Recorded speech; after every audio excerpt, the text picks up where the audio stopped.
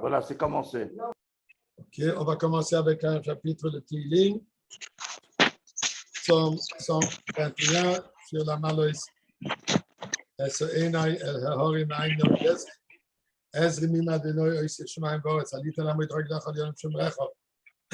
הנה לא יונו ולישון שם ישראל, אדוני שומרך ותצילך, על יד ימינך, יום ומה שמשל יקקו בערך בלילה. אדוני ישמרך מכל רוע, ישמרך נפשך, אדוני תציזך ביחד, מהטוב ויד עולם.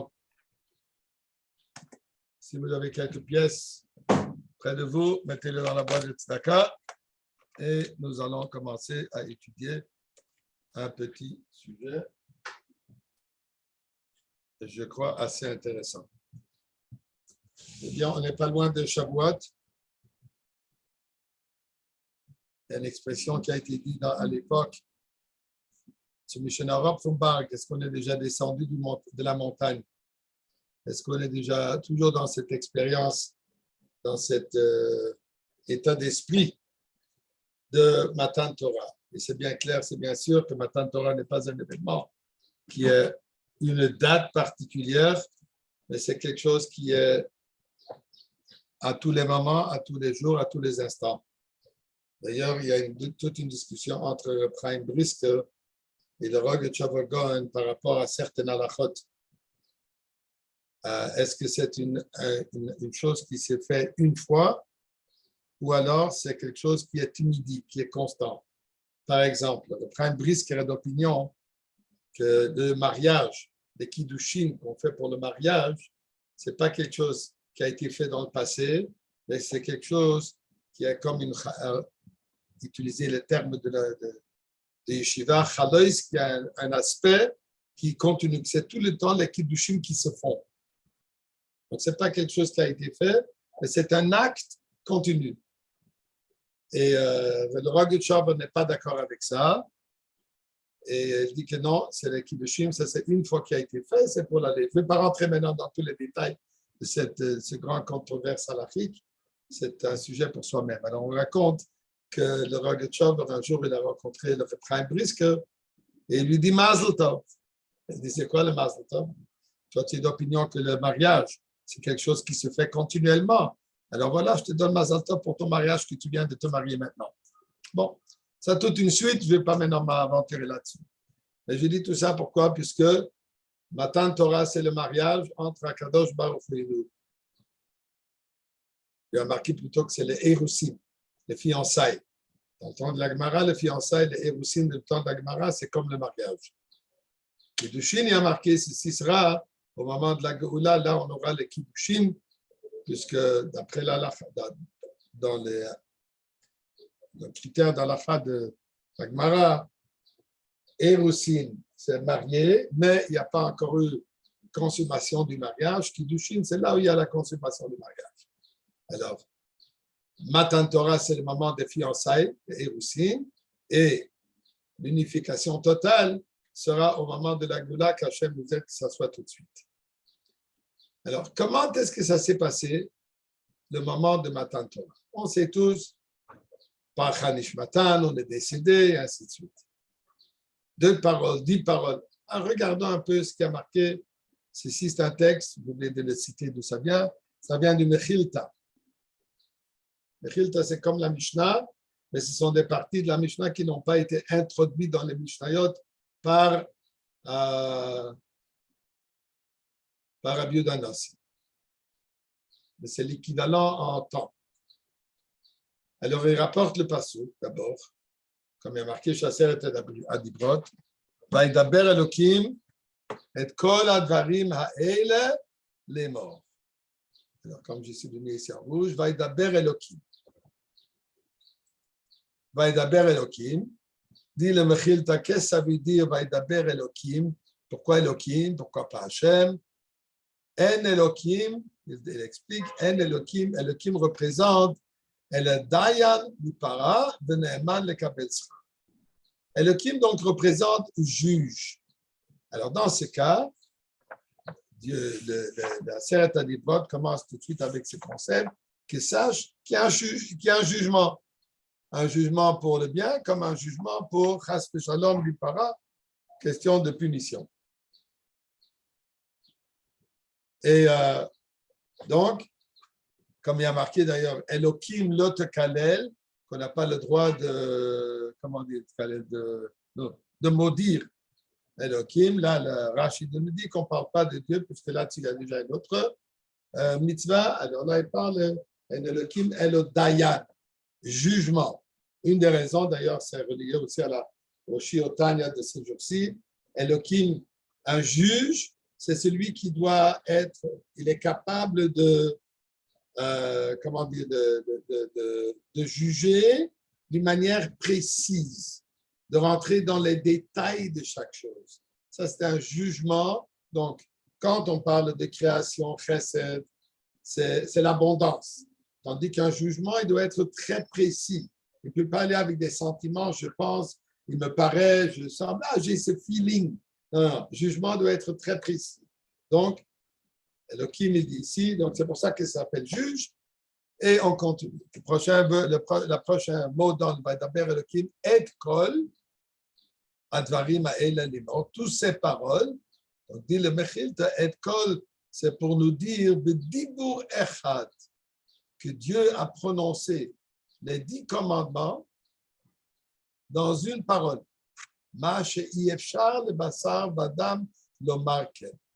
Chose qui est impossible à un être humain de prononcer plus qu'une syllabe à la fois. Personne ne peut que prononcer un mot, ne peut pas prononcer plusieurs mots en une fois. Chez Neymar, et d'où est-ce qu'il prend ça? Puisque marqué Vaïdaber Elohim et Kol Advarim Ha'elelem Vaïdaber, donc il prend ça la Shon Yachid pour nous dire que tout cela a été dit dans un mot. D'ailleurs, on dit ça tous les vendredis soirs dans le Chadodi. Zocher v'shomer b'dibur echad hishmiyanu keil amiyuchad. Zocher v'shomer, Zocher qui représente les mitzvot assez, Shomer, comme Rachid nous dit, représente les mitzvot lot assez, b'dibur echad hishmiyanu keil amiyuchad. Dans une parole, Dieu nous a fait entendre Dieu qui lui il est miyuchad. Dieu qui lui, il a la achdut pshuta, que chez lui, il y a la possibilité d'avoir cette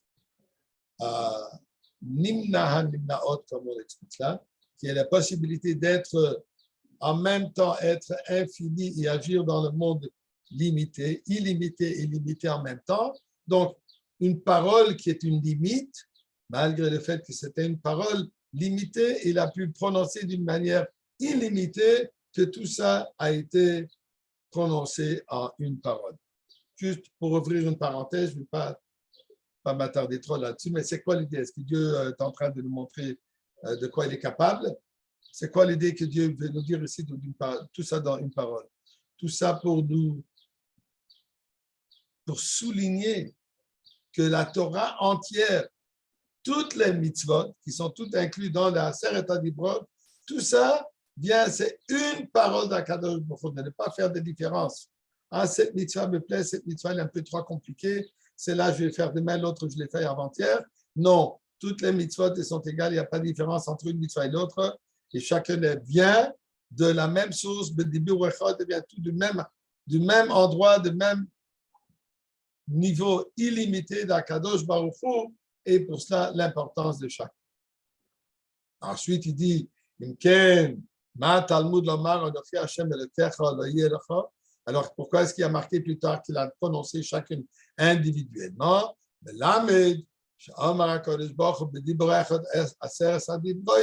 ensuite, c'est d'abord, il a tout prononcé en une fois, et ensuite, il les a étalés chacun individuellement. Shomeani, il pose la question, est-ce que je devrais comprendre de cela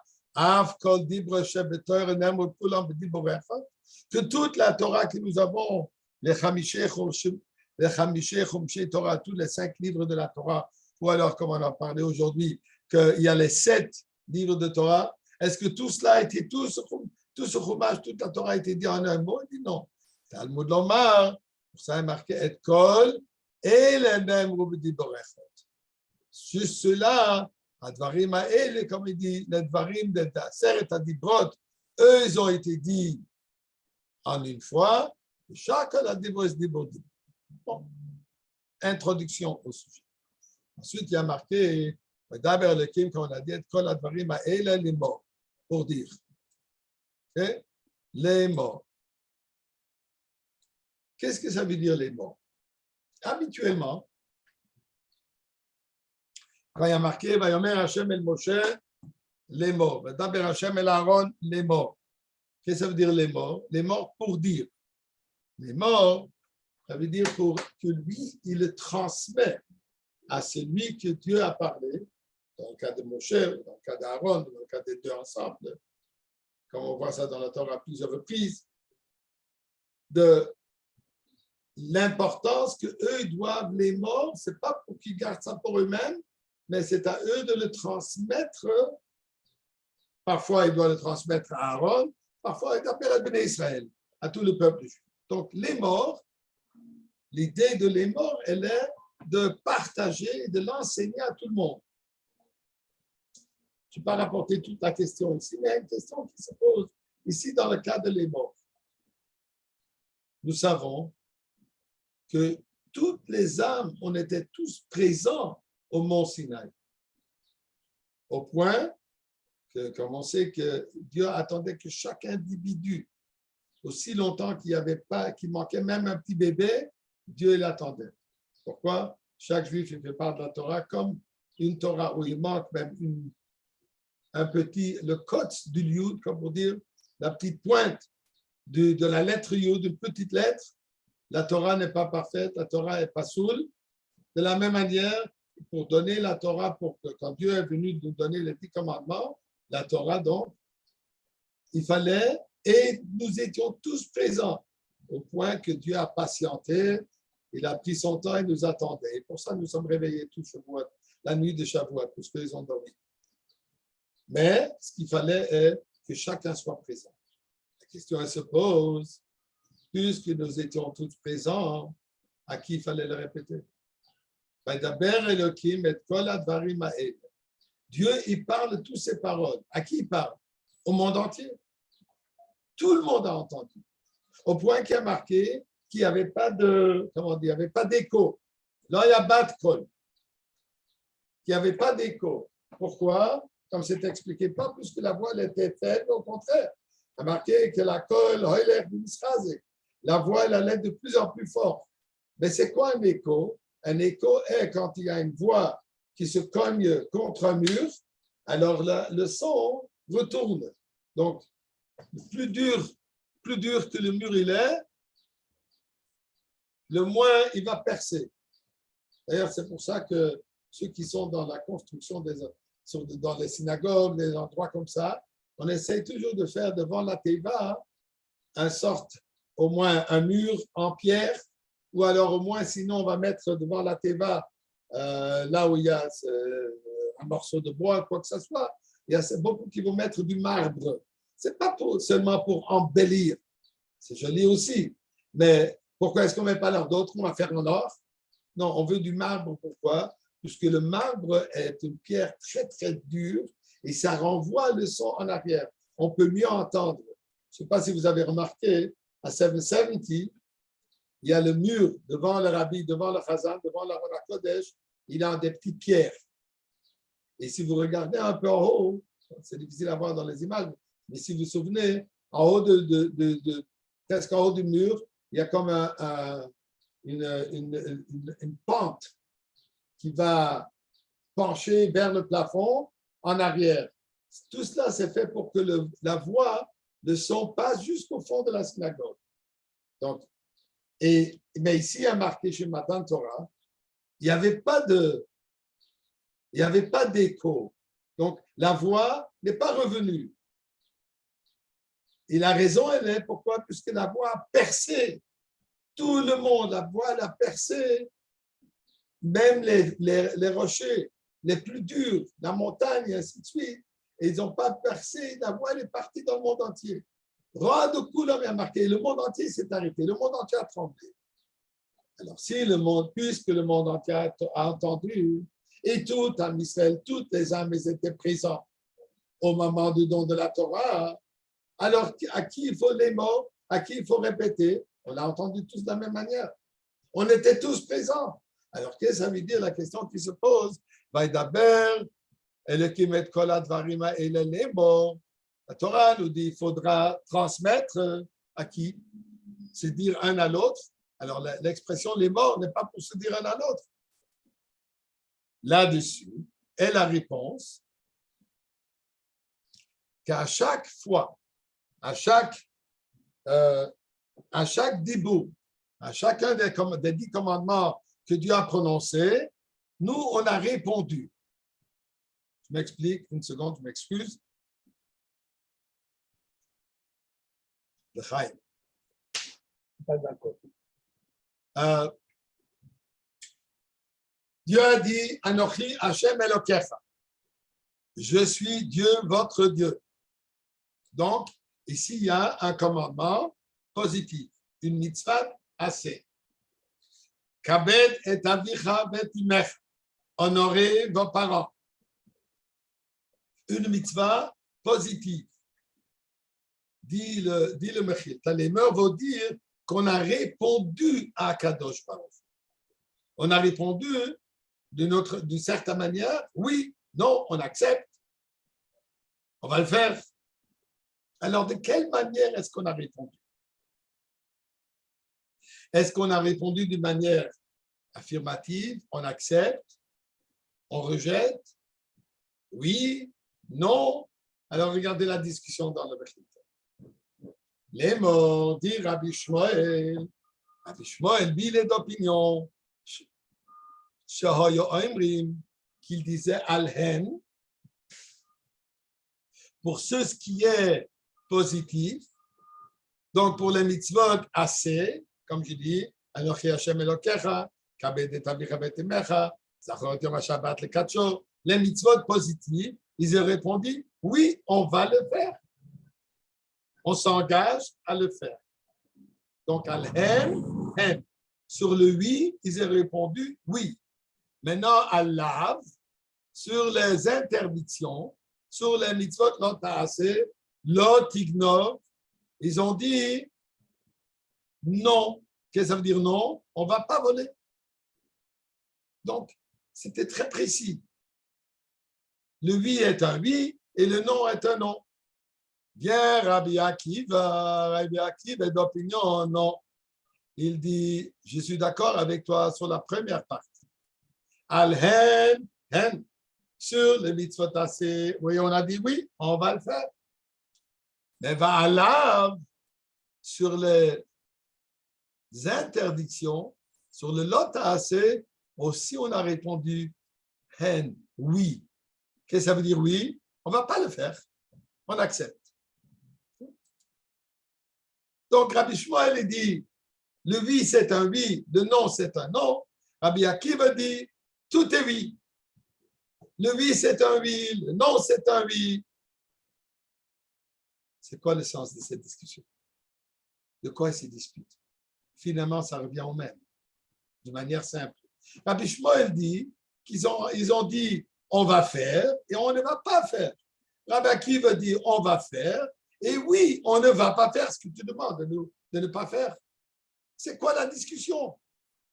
Et on parle ici de Rabbi Shmuel et Rabbi Akiva, on ne parle pas de deux petits gamins que puisque un dit oui, l'autre dira non. On connaît, il y a cette sorte de personnes qu'on appelle Moïse Kapoya.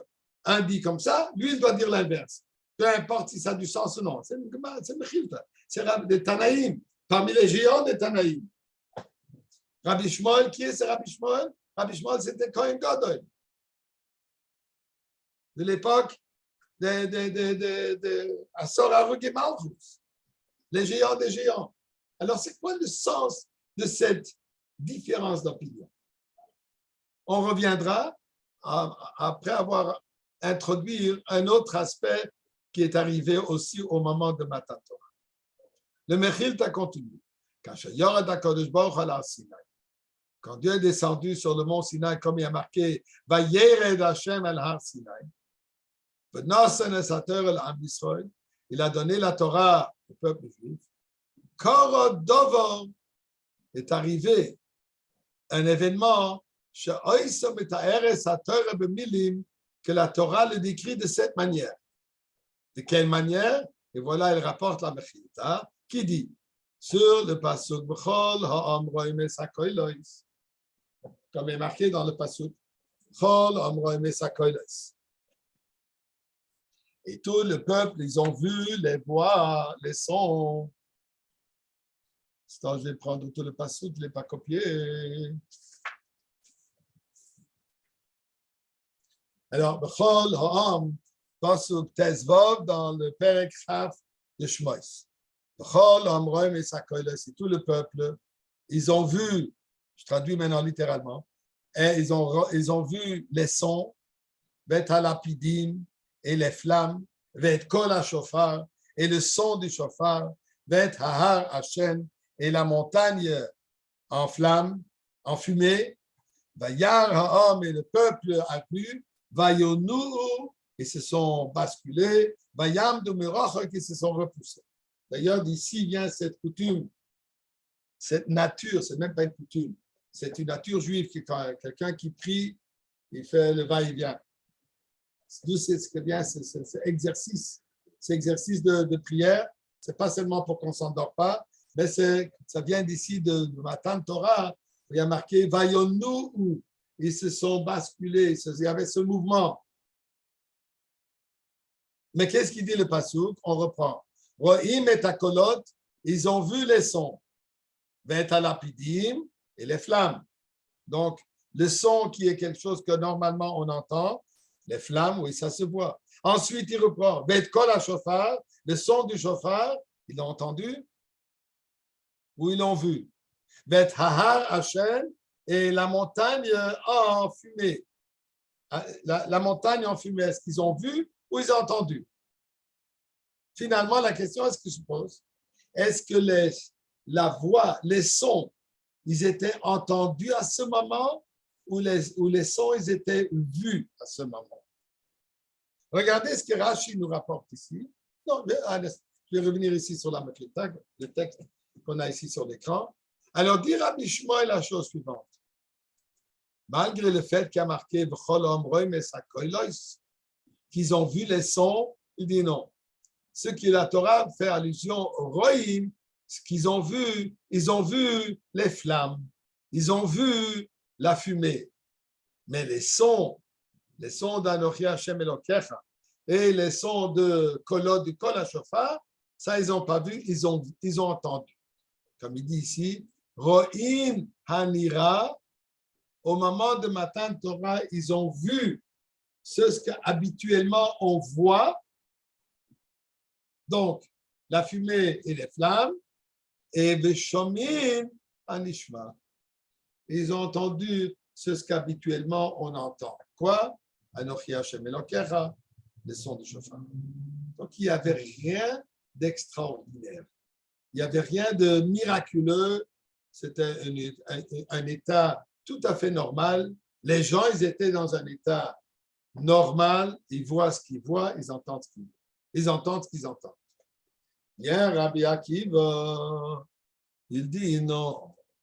Roïm, Vishoimin, Hanira. Ça, c'est un endroit. Je réalise maintenant que je voulais de copier encore une ligne importante. En tout cas, ce qu'il dit ici, Rabbi Akiva dit Roïm, ils ont entendu, je m'excuse, ils ont vu Vishoimin et ils ont entendu Hanira. C'est ce qu'habituellement ils se voient. J'ai rapporté ce qui a marqué dans un autre endroit de ce Mechilta. Là, il est marqué Roim es hanishma veshoimin es hanira. Et Rashi rapporte ici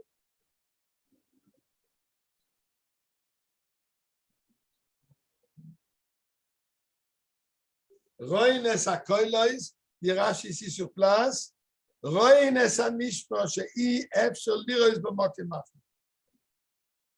Rabbi Akiva est d'opinion que au moment de Matan Torah, c'était une situation de vision. Ils ont vu les sons. Quand Dieu a dit Onoch Hashem Elokecha, ils ont comme pour dire, ils ont vu ces paroles. ils ont vu le Dvar Hashem. Le Kol HaShofar, ils l'ont vu. Et ailleurs, il y a marqué que Rabbi Akiva va même plus loin que ça. Il dit que les choses qu'habituellement on voit, donc la fumée et les flammes, à ce moment, ils l'ont entendu, ils l'ont pas vu. Qu'est-ce que ça veut dire? De quoi est cette discussion? Et le fait, ça il faut comprendre, que le fait que ces deux discussions, s'ils ont répondu oui, oui, non, non, ou tous ils ont répondu oui, ou alors, et cette discussion de est-ce qu'ils ont vu ce qu'on voit, ou alors ils ont vu ce qu'on entend, c'est les mêmes deux personnes, personnalités, c'est le même Rabbi Shmuel, le même Rabbi Akiva. Donc, on devrait comprendre que Rabbi Shmuel qui dit qu'ils ont vu que tout était d'une manière concrète, oui, oui, non, non, c'est relié à l'opinion qu'ils ont vu ce qu'on voit, ils ont entendu ce qu'on entend.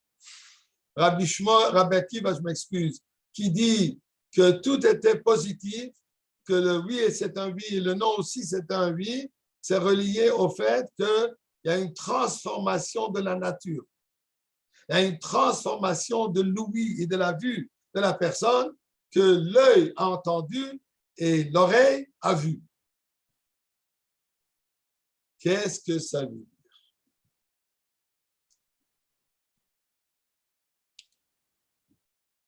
Eh bien,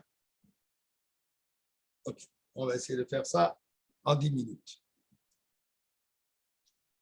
Un sujet d'une quinzaine de pages d'une Sikha du Rabbi, mais on va essayer de le raccourcir et de l'expliquer en quelques mots.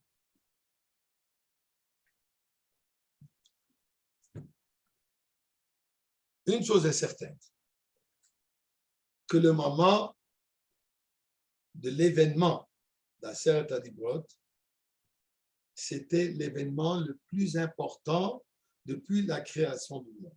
D'ailleurs, la création du monde était pour ce moment. Bereshit bara Elokim, nous dit Rashi, Bereshit, Bet Reshit. Le monde est créé pour deux choses qui sont Reshit, qui sont premiers. Bishvil Shnei Reshit, dit Rashi. Quoi? Am Israël et la Torah. Ici, c'est le moment où ces deux se rejoignent. Am Israël devient Am Israël, le peuple juif devient le peuple juif. Avant, ça n'était pas le peuple juif, on était les Ivrim, hébreux qui représentent vraiment Ivri, passager, temporaire. Maintenant, nous devenons une existence permanente. Avant ça, la Torah était plutôt dans le ciel. La Torah, la parole divine, elle était retirée du monde, éloignée du monde, à un niveau spirituel, pas dans un niveau concret, physique. Maintenant, qu'est-ce qui se passe? Donc, c'est le moment le plus important, trois moments importants dans la création du monde. La création du monde, Matan Torah, finalement la Goula avec Mashiach. Ça sont les trois événements, la suite. Au milieu, il y a quelques millénaires qui passent. Alors la question, elle se pose, dans ce moment aussi important, ce moment tellement unique dans l'histoire de l'existence du monde, c'est bien sûr que ça devait être un moment extraordinaire. Ça devait être une situation qui est différente de tout le reste. Ça ne pouvait pas juste être un moment où on était comme ça, assis à la choule, on écoute un discours du rabbin. On s'endort pas. C'est encore autre chose. Un moment relax. C'était certainement pas un moment relax. C'est un moment d'élévation absolue. Un moment de révélation qui n'a jamais eu pas. Il n'y a pas d'autre révélation qui a été comme cela, au point même où on nous dit que Matan Torah ne va jamais se répéter. Même au moment de la Goula, il n'y aura pas Matan Torah. Pourquoi? Puisque, comme le Rabbi dit dans Parshat Nassau, de Tov Shinun Aleph, dans la Sikha de Parashat Asod la semaine dernière, Rabbi dit que même la Torah Chadasha Mi'itit Etze, ce qui est marqué par rapport à Mashiach, que la dimension de Torah, la Torah Chadasha, la dimension de Torah qui jusqu'à présent elle est voilée, Mi'itit Etze, elle sort de moi, elle aussi déjà elle a été donnée au Mont Sinaï. Elle n'a pas été dévoilée, mais elle était déjà présente. Pourquoi? Puisque, comme il y a en Yiddish, je crois le Rebbe Rishab et d'autres Rebbe dit, il n'y aura pas encore une fois cet événement de Matan Torah. Donc ici, il y a une question. Ce moment unique, comment est-ce qu'il a eu lieu? Est-ce qu'il a eu lieu complètement à un niveau surnaturel ou alors il était à un niveau naturel? C'est ça la discussion. Est-ce que l'idée atteindre le niveau le plus élevé de la vie de la personne, c'est atteindre le surnaturel, l'au-delà de tout ce que nous connaissons dans ce monde, ou alors, non, d'Afka, dans le monde, dans la nature, dans les limites de la nature, qu'il faut recevoir la Torah dans ces limites-là. C'est ça la discussion. Et c'est représenté par Rabbi Shmuel et par Rabbi Akiva. Rabbi Shmuel, lui, il était un Kohen Gadol. On étudie dans la paracha que Aaron, Ken Asa Aaron. Aaron, il a fait tel qu'on lui a dit. Dit Rashi, Aaron, on donne un compliment au sujet d'Aaron à Cohen, chez Loshina, qui n'a pas changé, qu'il a fait exactement comment il devait faire. Question qui se pose, ça c'est un compliment. On dit Aaron à Cohen, tu sais, tu es tellement bien, tu n'as pas fait des changements de la parole divine. Mais qu'est-ce qu'alors on s'attend d'Aaron à Cohen? Est-ce qu'on peut concevoir une possibilité qu'Aaron à Cohen fera quelque chose autre que Dieu lui dit? Aaron à Cohen, il a marqué les chevaux, les mains au même niveau que Moshe Rabbeinu dans certaines choses. Est-ce qu'on peut imaginer que Dieu a besoin de témoigner, il veut donner un compliment? Ça, c'est un compliment. Quand je donne un compliment à quelqu'un, ça veut dire, ah, tu aurais pu faire autre chose. Je m'attendais à autre chose. Ah, tu l'as fait. Ça se fait shalom de penser qu'Aaron à Cohen aurait fait autre chose. Mais l'idée, elle est, Aaron à Cohen, quand lui, il allume les bougies de la menorah, lui, il voit la lumière céleste. La nouvelle, Or Eloki, un nouveau dévoilement divin qui illumine le monde. Aaron à Cohen, lui, il voit ça. Malgré le fait qu'il voit cette lumière extraordinaire, il aurait pu s'emporter. Il aurait pu rentrer dans une extase et se détacher du monde et oublier d'allumer la deuxième lumière, la deuxième bougie. Dit la Torah, que malgré de toute cette élévation extraordinaire qu'Aaron à Cohen est là quand il allume la menorah, Loshina, il est resté comme pour dire pied à terre. Il a fait exactement la mitzvah, comment il doit le faire. Donc le Kohen, il nous représente. Le Kohen qui a vu les miracles là, tous les jours dans le Beth Amikdash, qui vit les miracles. Malgré cela, il reste toujours fidèle au poste, comme on dit. Il reste toujours fidèle à sa mission, qui est une mission très spécifique. Allume cette bougie, brûle ce morceau de viande, jette ça, verse le sang dans ce coin et pas dans un autre coin. Une personne qui peut rentrer dans une extase spirituelle, il va prendre tout le sang et va le jeter ici à Kadosh Baruch Hu, prend l'entier. Non, il faut qu'il soit précis. Et s'il verse le sang dans un endroit qui n'est pas comme il faut, le corban n'est pas saoul. Qu'est-ce que tu veux de moi? Je suis tellement emballé, je suis tellement imprégné, je suis tellement dans cet état de détachement du monde, je suis tellement proche de Dieu. Est-ce que tu attends que je puisse faire attention aux petits détails? L'image entière est importante. Il y a un Rabbi Shmuel qui est Kohen Gadol, Lui, il dit, Matan Torah était certainement un moment exaltant. Ça, c'est certain. Mais ils sont toujours restés dans les détails. Ils sont toujours restés dans les détails en voyant chaque mitzvah, comment elle doit se faire. Ils sont restés dans les détails de chaque mitzvah. En disant quoi? Hen, kabedet avicha, tu vas respecter tes parents. Oui. Tu ne vas pas voler? Non. Qu'est-ce que ça veut dire? Ils ont pris la mitzvah dans le détail de la mitzvah. Et de quelle manière? Telle qu'elle est ici dans ce monde matériel. Telle qu'elle est déjà d'une manière très précise.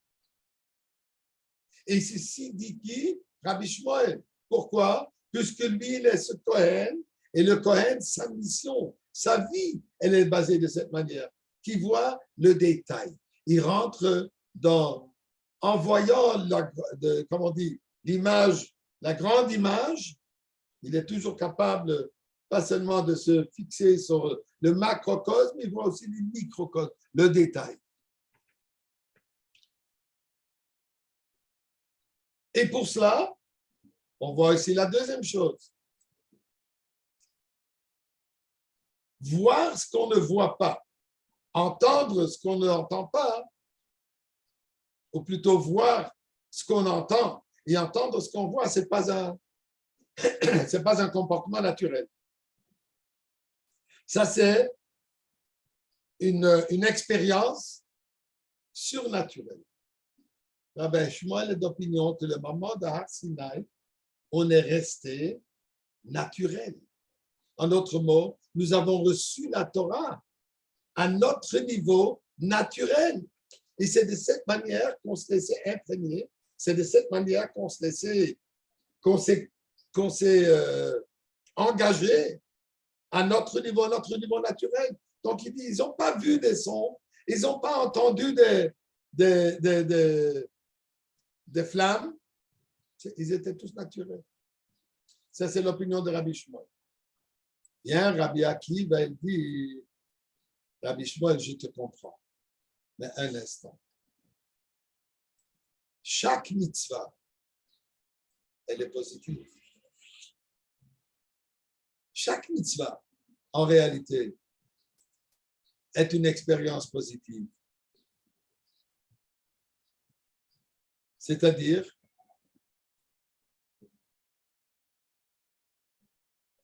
je fais ce que je suis obligé de faire.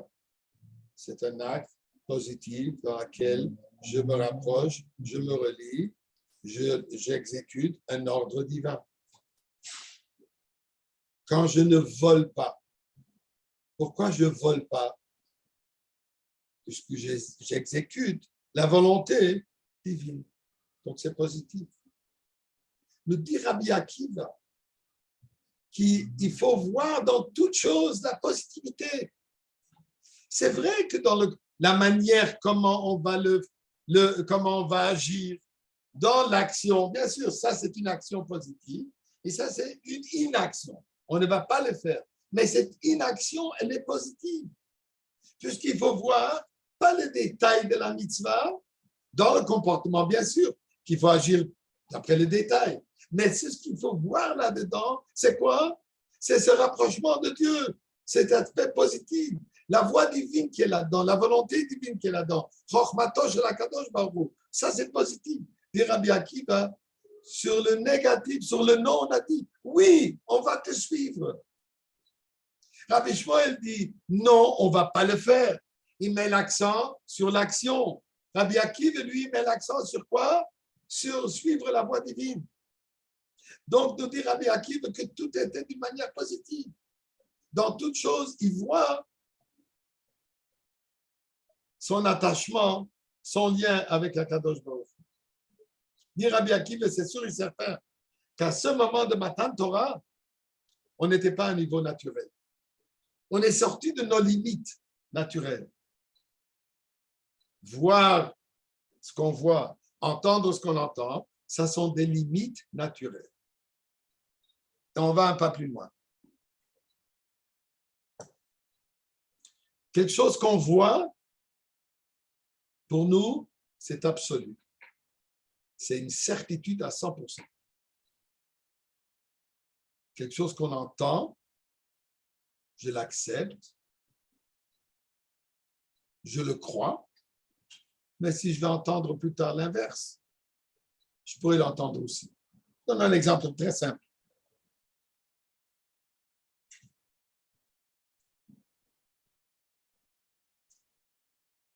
Est-ce qu'il y a quelqu'un qui doute? Vous ne pouvez pas me répondre puisque je ne vois personne. En tout cas, est-ce que je suis sûr que ceux qui voyaient ce que j'ai en main, tout le monde sera d'accord que j'ai en main le Sefer Tanya, le coup de Tamarim Tanya. Je le mets de côté. Quelqu'un qui va vous demander qu'est-ce que vous avez vu? J'ai vu le Tanya. Ce que j'avais en main, il avait en main le Tanya. Il va y avoir 1000 personnes qui viendront vous dire non, ce n'était pas le Tanya que vous avez vu autre chose. Vous allez répondre, peut-être ma vue n'est pas bonne, mais c'est ça ce que j'ai vu. Peut-être je dois changer mes lunettes, mais avec les lunettes, avec les yeux que j'ai regardés, il y a exactement ça que j'ai vu, je n'ai pas vu autre chose. Impossible que quelqu'un va vous persuader, va vous convaincre que vous avez vu autre chose. Il n'y a rien à faire, je l'ai vu, comme la bonne expression en français dans toutes les langues, je l'ai vu de mes propres yeux. Et pour ça, d'ailleurs, un témoin est Maaseh Dayan. Un témoin ne peut pas devenir juge. Pourquoi? Puisqu'il a vu la chose lui-même, donc il est plus objectif. Il n'y a pas moyen que quelqu'un va venir lui persuader qu'il a vu autre chose. Impossible. Tandis que j'entends, imaginez-vous qu'il y a 2 témoins qui viennent vous dire mardi après-midi, à 3h04, heure montréalaise, la Benzouche, il avait en main, il avait un Tanya. 2 témoins cachers, qu'une raison pourquoi ne pas leur faire confiance, vous leur faites confiance. Qu'est-ce qui se passe si, un quart d'heure plus tard, il y a 2 autres témoins qui viennent vous dire, désolé, ce n'était pas un Tanya qu'il avait en main, c'était un fromage, et ce n'était pas 3h04, c'était 5h10. Qu'est-ce qui se passe dans notre tête, dans notre croyance? Je ne sais plus qui croire. Malgré le fait qu'au début, j'étais convaincu que c'est vrai, maintenant, s'il y a d'autres témoins qui viennent dire autre chose, je peux l'entendre aussi et je peux l'accepter. J'aurais besoin d'autres preuves qui a raison. Donc, qu'est-ce que ça nous représente? Que la vue, elle est à 100% certaine. En anglais, il y a cette expression « One picture is better than 1,000 words ». Une image, elle est plus puissante que 1000 paroles. On l'a vu, on l'a capté, c'est clair. Donc, voir, c'est 100%. C'est moi. Et pourquoi je suis persuadé quand je vois quelque chose? Puisque ce que je vois, c'est un objet matériel, c'est un objet physique. Je suis un être limité, je suis un être gashmi. Alors, ce qui est gashmi, ce qui est khumri, ce qui est matière claire, matière pure, ça, je relie avec à 100%. J'ai un kesher, je suis relié avec ça à 100%. C'est moi.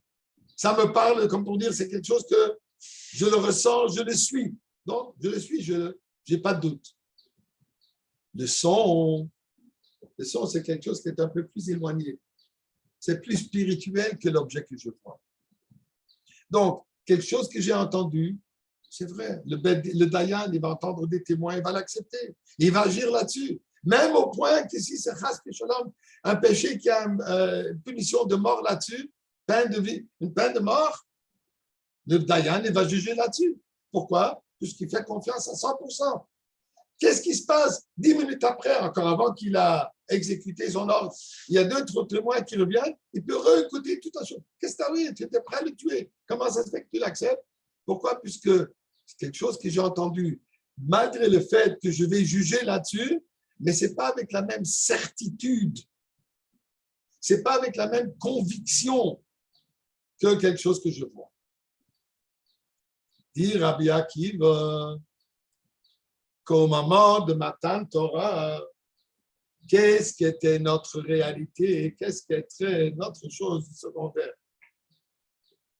Au moment où Dieu est descendu au mont Sinaï, qu'on a entendu quels sons on parle? On parle des sons d'Anochi Hashem Elokecha. ces paroles, dit Rabbi Akiva, étaient à un niveau, pas qu'on les a entendues, on les a vues avec une telle certitude, avec une telle clarté, avec une telle ouverture, comme que si je vois un objet matériel. À ce moment, j'étais une autre personne. J'étais une personne pour qui la spiritualité, pour qui Dvar Hashem, la parole divine, est la réalité que je vois. C'était ça la réalité à 100%. Donc, dit Rabbi Akiva, Roïn et Satmishma, ces paroles divines qui habituellement sont un peu lointaines, je crois, j'écoute, j'entends. À ce moment, c'était clair. C'était une image, je l'ai vue. Mais non seulement que j'ai vu la divinité, ce qui est arrivé, que le monde matériel, qu'habituellement je le vois, c'est-à-dire que le monde matériel qu'habituellement c'est ma réalité, à ce moment c'est devenu secondaire. Est-ce que ça existe? J'ai entendu parler qu'il y a un monde. Ah oui? Il existe? Intéressant. Donc Rabbi Akiva, lui, nous dit que le moment de Matan Torah, c'était une expérience d'un dévoilement de divinité qui nous a élevés, qui nous a amenés à être à un niveau surnaturel. Dans le surnaturel, tout est positif. Qu'est-ce qu'on voit dans le surnaturel? On voit dans Torah et Mitzvot que la volonté de Dieu. Donc, pas le détail de fait comme ça ou ne fait pas comme ça. L'expérience qu'ils ont eue, c'était une expérience de complètement surnaturel. Pourquoi Rabbi Akiva? Pourquoi est-ce que c'est lui qui dit ça? Eh bien, on connaît l'histoire de Rabbi Akiva. Rabbi Akiva, lui, il était une personne Baal Tshuva. À l'âge de 40 ans, il a commencé à se lancer dans l'étude de la Torah. Qu'est-ce qu'il a cherché toute sa vie? Toute sa vie, il a cherché à s'éloigner du monde matériel pour se rapprocher à l'absolu. Au point, comme la Gemara nous raconte, que quand il était en train de mourir d'une souffrance inconcevable, et Rabbi Akiva qui était en train de sourire, il était heureux, et c'est Talmudim qui lui pose la question, Reb Adkan, est-ce possible de souffrir telle souffrance et d'être heureux? Qu'est-ce que Rabbi Akiva dit? Kol yom toute ma vie, j'ai attendu. Quand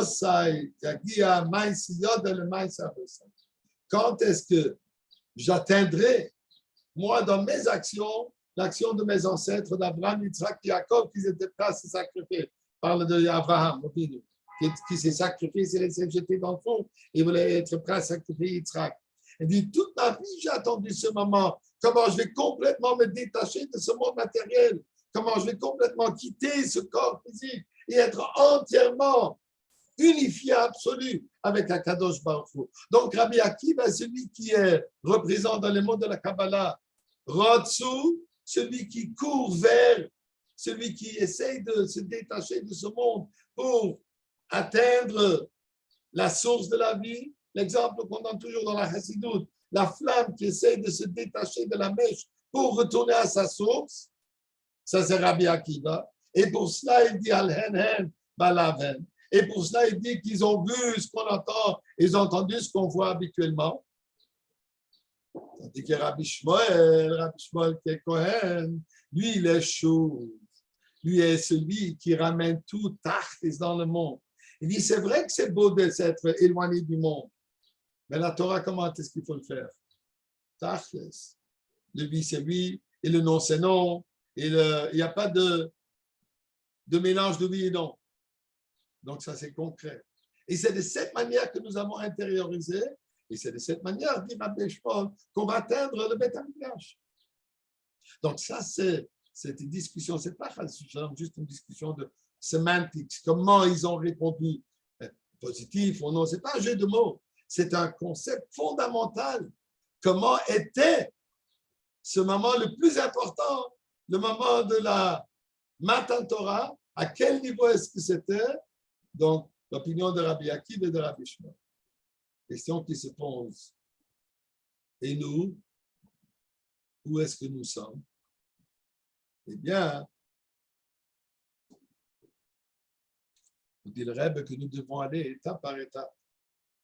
On commence avec Rabbi Shmuel et il faut essayer d'atteindre le niveau de Rabbi Akiva. Et c'est ça, en réalité, les deux ensemble, Rabbi Akiva avec lui qui voit dans toutes les souffrances, il voit la positivité. Dans la destruction du Beth Amikdash, il voit la reconstruction du Beth Amikdash. Donc, il faut voir à travers la forêt, comme on dit. Il faut voir à travers l'obscurité. Il faut voir la lumière qui est derrière l'obscurité. Mais de quelle manière on peut faire ça? Par le fait qu'on est précis dans l'accomplissement des mitzvot, comme Rabbi Shmuel. C'est pour ça que la Torah, le Mechilte, nous rapporte les deux opinions, pour savoir que nous devons fusionner les deux opinions et les intérioriser dans notre vie. Qu'est-ce qui va se passer au moment de la Géoula imminente? Là, il y a marqué qu'on va étudier la Torah d'une manière de vue. Prizoyoï. C'est ce que Rabbi Akiva a dit qui était au moment de Har Sinaï. Pour quelques instants, ça deviendra notre réalité. Nous allons pouvoir étudier la Torah pas seulement en l'écoutant comme une chose un peu éloignée, mais comme on voit la chose elle-même, comme c'était au moment de Har Sinaï. Mais on ne va pas mourir, on va rester vivant dans notre corps. Que Dieu fasse qu'on l'a immédiatement maintenant. Là-dessus, on se donne tous rendez-vous au Mont Sinaï, je ne dis pas Mont Sinaï, au Har HaBayit, au Beth Amikdash, et on prend les valises et on part. See you. Merci beaucoup.